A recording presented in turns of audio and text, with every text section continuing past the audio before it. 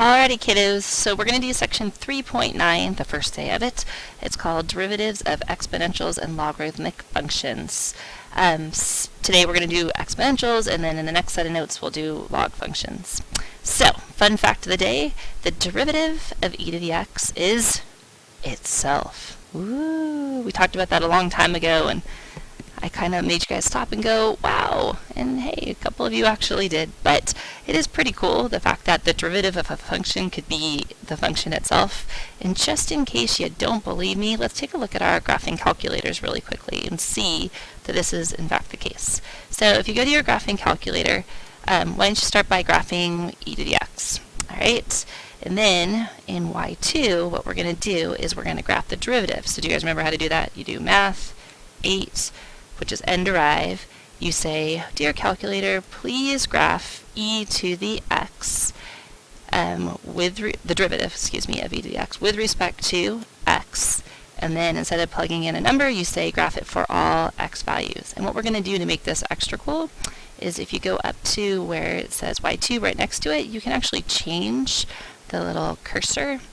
And let's change it so it's the little bubble. So you'll be able to see e to the x is going to be graphed with a regular kind of a line, and then the derivative of e to the x is going to be graphed with that little bubble. Alright, so watch what happens when we press graph.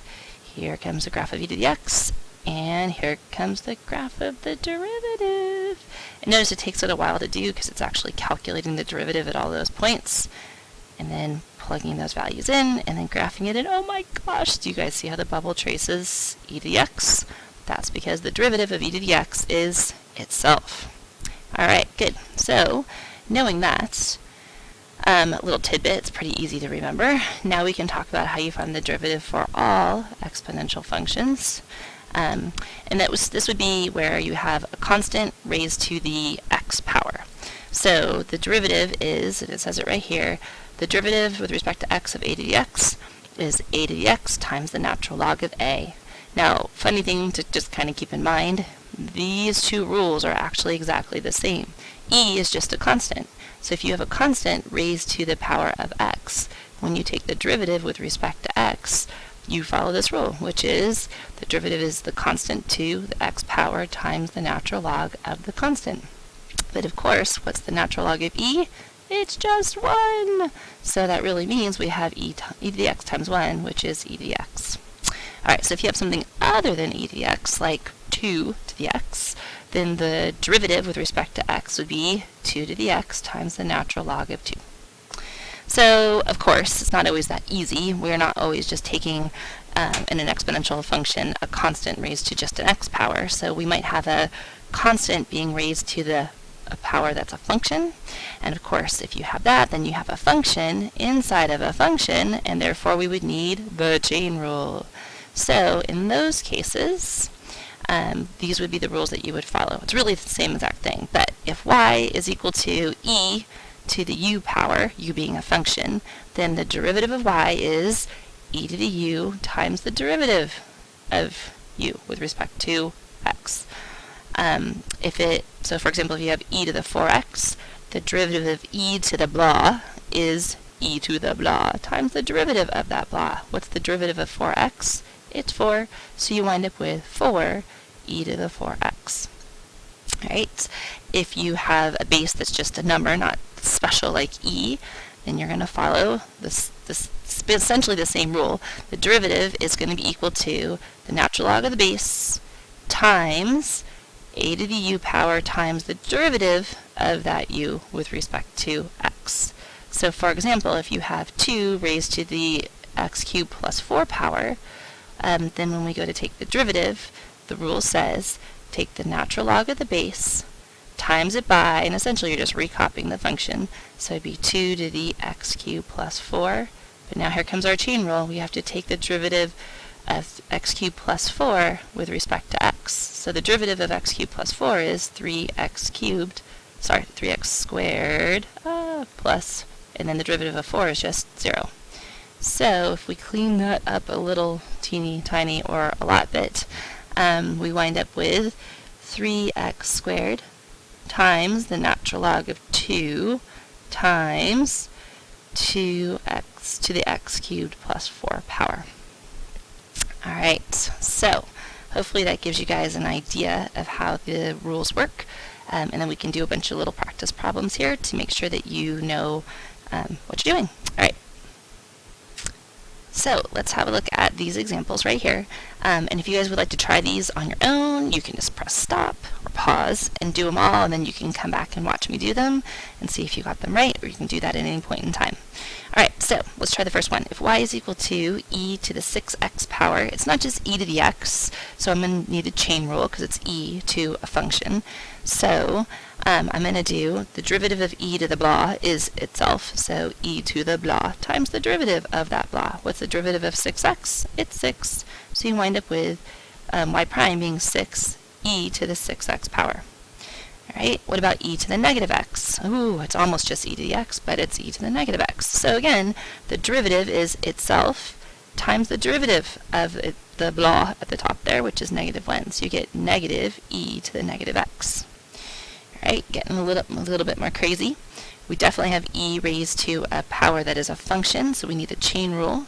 So the derivative would be e to the 3x squared plus 4x times the derivative of 3x squared plus 4x, which would be 6x plus 4. And so if you want to rewrite that, it would be 6x plus 4 in front, and then e to the 3x squared plus 4x power. Alright, ooh, look at the next one. Super fun. We have x squared times e to the negative 3x. That's right, I said times in that weird voice. Why? Because we need fig-if. And I think we also might need a little bit more room here, so let me make some. Okay, good. So, fig-if, that's right. Let's get it all set up. We got to use the product rule. And we have our two functions. One, function f, is just x squared. G is e raised to a power that is a function. So I know that I'm going to need the chain rule here. Chain. Okay, so here we go. What is f prime? The derivative of x squared is 2x. G, copy it down. E to the negative 3x. G prime, here we go, it's a composite function. So the derivative is going to be itself, e to the negative 3x times the derivative of negative 3x with respect to x. So that's just negative 3. Copy down function f, which is x squared. And then we can try to clean this up a little bit. We have 2x e to the negative 3x. We have a minus 3x squared e to the negative 3x power. Alright, let's try the next one. Okay, wait, I lied. Before we try the next one, just one thing to point out really quickly. Both of these terms have an x e to the negative 3x as a factor, so we could, and just be aware of this, could factor it out. So we could factor out x e to the negative 3x, and then what would be left behind would just be 2 minus 3. You still have one x left over, and then that would be your final answer. Alright, so be on the lookout for things like that. Okay, let's try the next one for reals this time. I don't even want to switch colors. Alright, if you have a constant raised to the x power, so an exponential function, what's the derivative rule? It is copy it down and then times it by the natural log of the base. And that would be it. It's 3 to the x times the natural log of 3. Alright, if you have a constant raised to a function, that means we're going to need the chain rule. So we take the derivative, we copy down the function, the derivative is itself, times the natural log of the base, and then times the derivative of that blah at the top, which would be 6. Alright, you would write that down like that. Alright, how about the next one? We have x to the e power. Very interesting. Okay, so be on the lookout, be very careful. This is like the functions we've been doing all along. X is being raised to a constant power. So this is like having x squared, x cubed, x to the 4th. You guys know how to take the derivatives of those. This one just looks a little bit funky because it's x to the e power, but e is just a constant. It's a constant. So what would be the rule we would use? We pop the power out in front and then knock the power down 1. So what's e minus 1? I don't know. It's e minus 1. So it looks crazy, but this is exactly the same thing as if you had, for example, x to the 5th, and I found the derivative of that. Wouldn't you take the 5, throw it out in front, and then bump the power down 1? That's what we just did over here.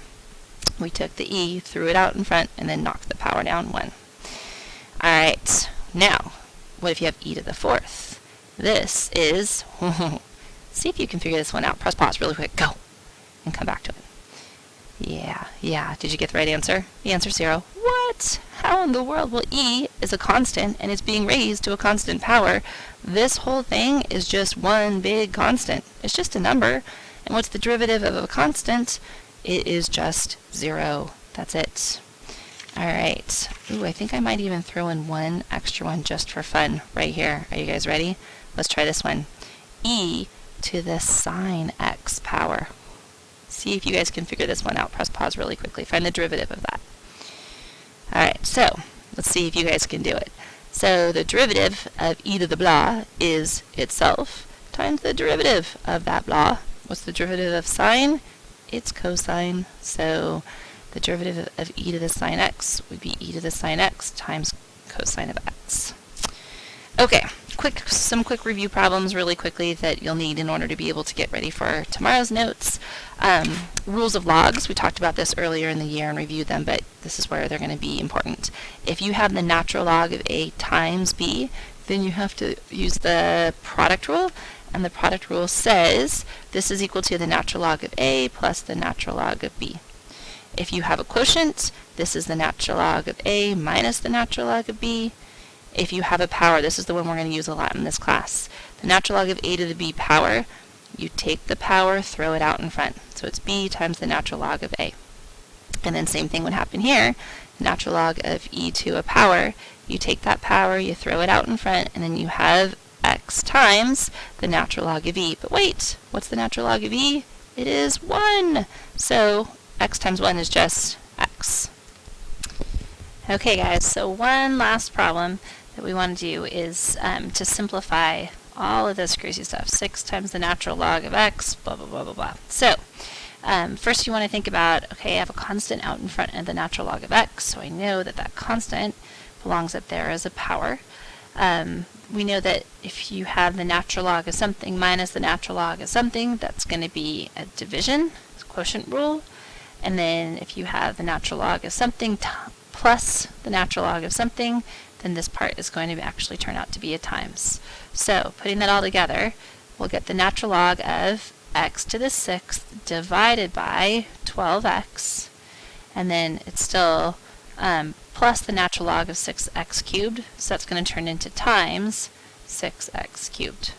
So if you simplify that down, we get the natural log of the x can cancel out with an x over here, make a square, the 6 with the 12, so you wind up with the natural log of x to the 8th power over 2.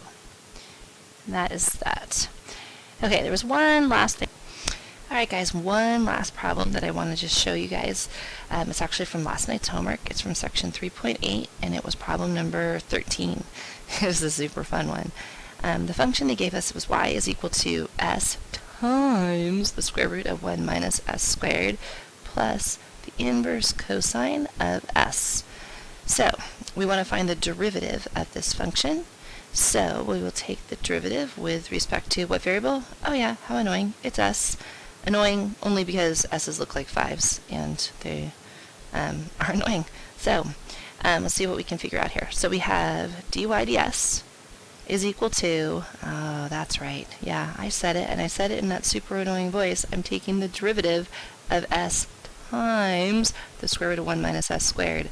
So we have ourselves a product, which means we're going to have to use product rule. So big if, let's get it set up.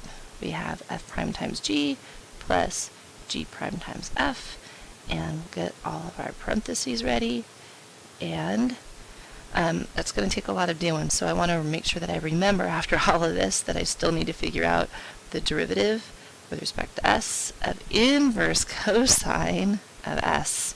Yeah, I'm chuckling because that's a really fun one too. Okay, so let's actually see if we can figure this out. So first we have function f, we've got function g. So the derivative of s with respect to s is just 1. Copy down function g, 1 minus s squared. Alright, g prime. Oh, g is a fun one because it's a composite function.